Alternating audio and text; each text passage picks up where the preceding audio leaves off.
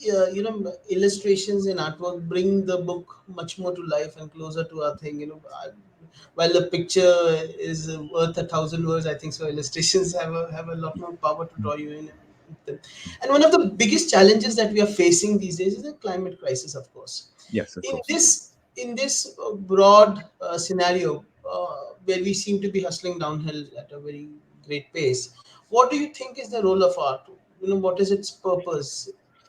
Um, I think the role of art is to kind of show the world can be different than it is, and I think we are sort of in this this state of I don't know how there's a cultural theorist called Mark Fisher who defined it as capitalist realism, where everything is fixed. There's no hope for change in the future. It's always been like this. The world has always been this way, and it's so like that kind of serves to support kind of power structures which are in place and are destroying the planet. I am an anti-capitalist, and as an economic and political and social system, it requires experiential growth. It's not enough for Amazon to be as successful as it is. It has to become retail. It has to be the only way you can buy stuff anywhere in the world, and it's not enough. None of it makes any sense because it's destroying the planet essentially.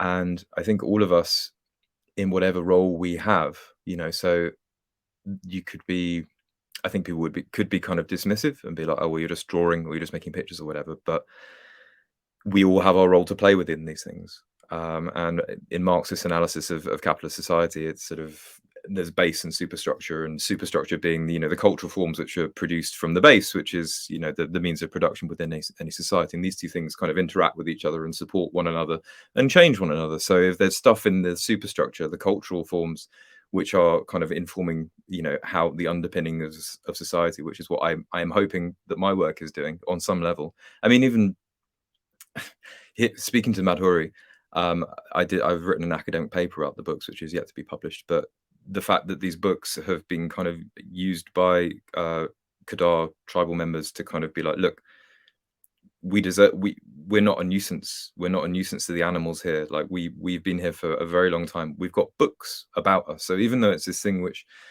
on the one level, it's a book aimed at children. It's a children's book. Like, how important is a children's book? On another level, it's really important because it's like there's a book about us. We've been here for a very long time, which I just think is incredibly important.